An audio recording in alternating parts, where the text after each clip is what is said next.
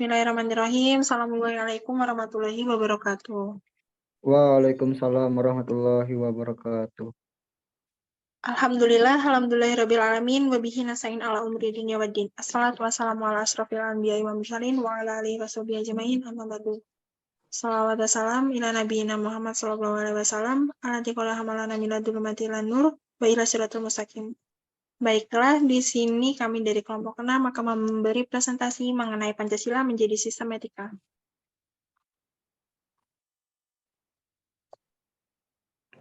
Next. Di sini kami akan mempresentasikan mengenai konsep, aliran, urgensi, esensi, dan alasan, argumen dan tantangan, sumber dan kesimpulan yang kita ambil mengenai Pancasila sebagai sistem etika. Oke, di sini kita akan memulai presentasi mengenai konsep dari Pancasila sebagai sistem etika yang akan disampaikan oleh Saudari Aulia Safira. Baik, terima kasih. Konsep dalam Pancasila sebagai sistem etika itu terbagi menjadi dua, sistem dan etika. Pengertian sistem secara umum adalah untuk memudahkan aliran informasi, materi, atau energi untuk mencapai suatu tujuan. Sedangkan sistem dalam Pancasila adalah satu kesatuan nilai-nilai, yaitu nilai ketuhanan, kemanusiaan, persatuan, kerakyatan, dan keadilan yang ada dalam Pancasila yang saling berkaitan satu sama lain, tidak dapat dipisahkan atau ditukar tempatkan. Etika secara bahasa berasal dari kata etos yang artinya tempat tinggal yang biasa, padang rumput, kandang, kebiasaan, adat watak, perasaan, sikap, dan cara berpikir. Secara etimologis, etika berarti ilmu tentang segala sesuatu yang biasa dilakukan atau merupakan adat kebiasaan. Etika dalam Pancasila adalah cabang filsafat yang dijabarkan dari sila-sila Pancasila untuk mengatur perilaku kehidupan bermasyarakat, berbangsa, dan bernegara di Indonesia. Baiklah, selanjutnya terdapat aliran-aliran yang di dalam sistem Pancasila sebagai etika yang akan dijelaskan oleh Saudara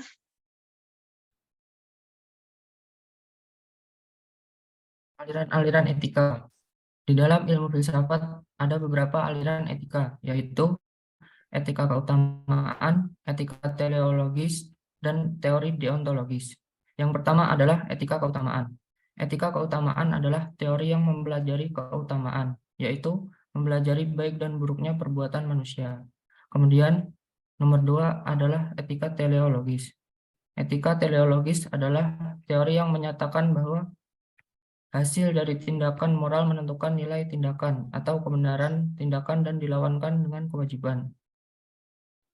Dan terakhir adalah teori deontologis.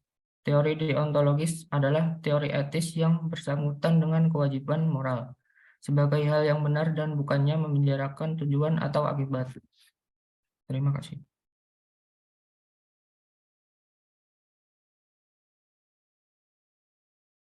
Selanjutnya di sini ada urgensi, esensi, dan alasan Pancasila sebagai sistem etika. Seperti yang kita ketahui, urgensi diambil dari kata urgen yang terdapat akhiran i, yaitu urgensi, yang berarti sesuatu yang jadi bagian atau yang memegang peran penting, peran utama, atau unsur yang sangat penting. Dalam KBBI, Kamus Besar Bahasa Indonesia, menyebutkan urgensi adalah keharusan yang mendesak atau hal yang sangat penting.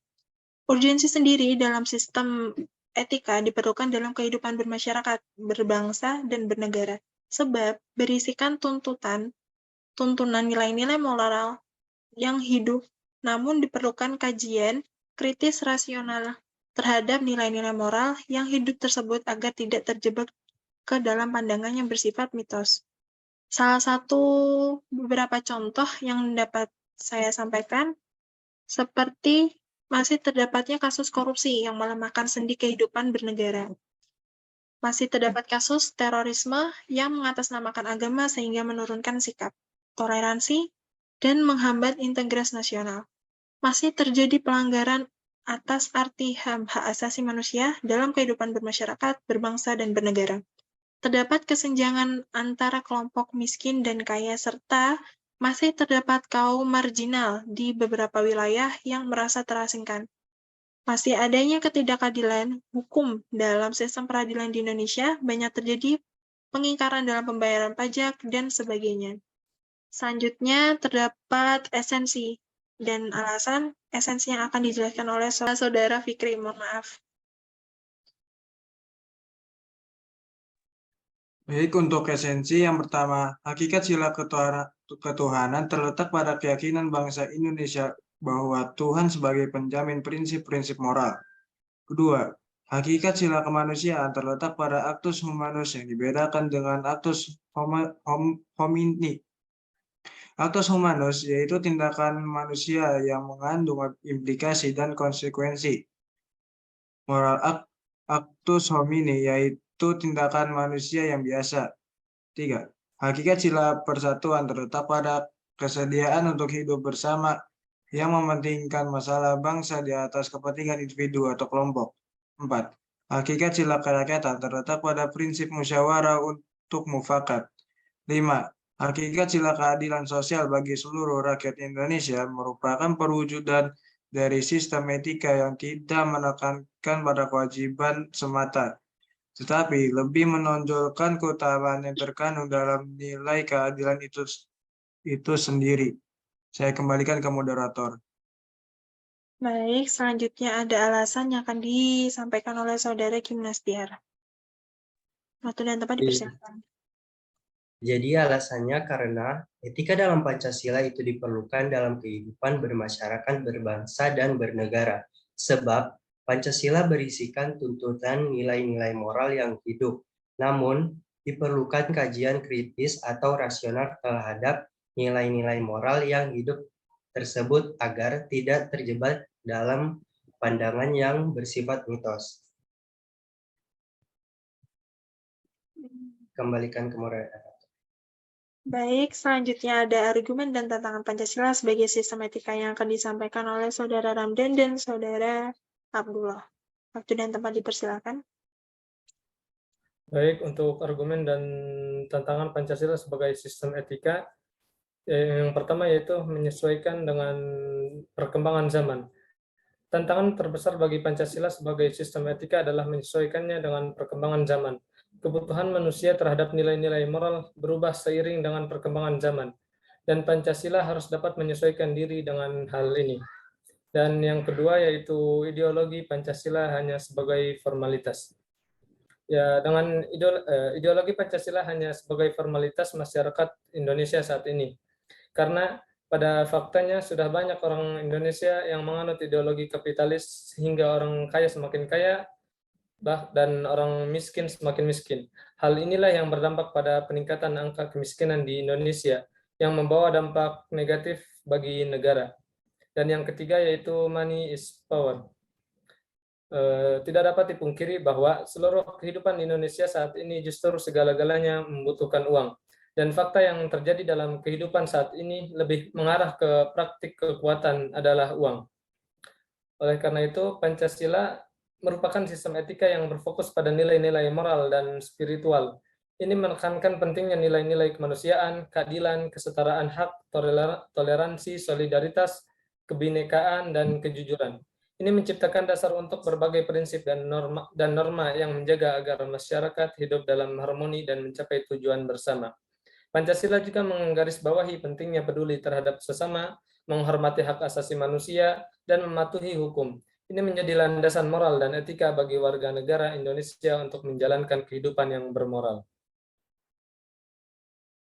Baik, untuk selanjutnya akan dijelaskan oleh saudara kita, Ramdan. Baik, ya. Berikut ada tantangan Pancasila sebagai sistem etika. Di sini ada 4 tantangan. Yang pertama tantangan teknologi, kedua tantangan globalisasi, dan yang ketiga ada tantangan ekonomi, dan keempat ada tantangan politik. Dan sini saya akan menjelaskan pertama tantangan teknologi. Ya, saat ini teknologi sedang berkembang dan berkembang dengan cepat ya, dan menciptakan banyak masalah baru yang harus dihadapi oleh Pancasila. Teknologi baru seringkali berpotensi membahayakan kepentingan masyarakat dan lingkungan. namun juga dapat digunakan untuk kebaikan. Hal ini tentunya menantang sistem etika Pancasila untuk mencari cara memanfaatkan teknologi untuk kebaikan sambil menghindari dampak negatifnya. Dan yang kedua ada namanya tantangan globalisasi. Globalisasi telah memiliki dampak besar ya pada banyak aspek kehidupan. Ini telah memicu perubahan kultur dan budaya yang besar dan telah menentang sistem etika Pancasila untuk menemukan cara yang tepat untuk mengintegrasikan nilai-nilai Pancasila dengan nilai-nilai budaya baru. Tantangan terbesar yang dihadapi saat ini contohnya seperti filterisasi masuknya budaya asing. Seperti yang kita ketahui bahwa pada masa ini budaya di Indonesia itu secara perlahan mulai semakin pudar. Karena ada masuknya contohnya budaya Korea yang diistilahkan ARMY apa ya gitu, kemudian budaya Jepang seperti istilahkan orang-orang wibu-wibu apa gitu, dan lain-lain. Dan yang ketiga ada tantangan ekonomi. Globalisasi juga telah mengubah bagaimana ekonomi berfungsi dan telah menantang Pancasila untuk menemukan cara untuk menjamin keadilan sosial dan menjamin bahwa semua orang mendapatkan kesempatan yang sama untuk mencapai kesejahteraan sebagaimana yang telah disinggung tadi oleh teman rekan saya Abdullah. Dan yang keempat ada tantangan politik. Tantangan politik sebagai sistem etika Pancasila juga harus berhadapan dengan yang muncul dan perbedaan nilai yang ada di berbagai kelompok dan masyarakat. Ini menantang Pancasila untuk menemukan cara yang tepat mempertahankan keharmonisan antara berbagai kelompok dan menjamin bahwa semua orang mendapatkan hak-hak yang sama. Terima kasih. Baiklah, selanjutnya terdapat sumber historis, politis, dan sosiologis yang akan dijelaskan oleh Saudari Sri Wayuni, kemudian Saudara Muhammad Arif, dan Saudara Lalu Panji. Waktu dan tempat kami persilakan. Baik, saya akan membacakan sumber historis Pancasila sebagai sistem etika, di mana Pancasila sebagai sistem etika sudah ada sejak zaman dahulu. Pada masa Orde Lama, pemilu diselenggarakan dengan semangat demokrasi dan banyak partai politik yang berpartisipasi. Pada masa Orde Baru, sistem etika Pancasila diterapkan dalam bentuk penataran. Sistem etika Pancasila tenggelam dalam euforia demokrasi era reformasi. Ada 4 partai yang sering dimenangkan, diantaranya adalah Partai Nasional Indonesia atau PNI, Partai Islam Indonesia atau PARMUSI, Partai Nahdlatul Ulama atau PNU, dan Partai Komunis atau PKI. Pemerintah Orde Lama tidak mengikuti sistem etika Pancasila dan pemilihan umum. Orde Lama dianggap terlalu liberal karena cenderung otoriter. Kemudian saya akan dilanjutkan oleh Saudara Panji. Politik adalah segala sesuatu tentang proses perumusan dan pelaksanaan kebijakan publik pemerintah. Sumber politik Pancasila sebagai sistem etika terdapat dalam norma-norma dasar sebagai sumber penyusun berbagai perundang-undangan di Indonesia. Norma yang lebih rendah memperoleh kekuatannya dari suatu norma yang lebih tinggi. Pancasila sebagai sistem etika merupakan norma tertinggi, sedangkan perundang-undangan merupakan norma yang ada di bawah. Lanjut. Jadi untuk sosiologis,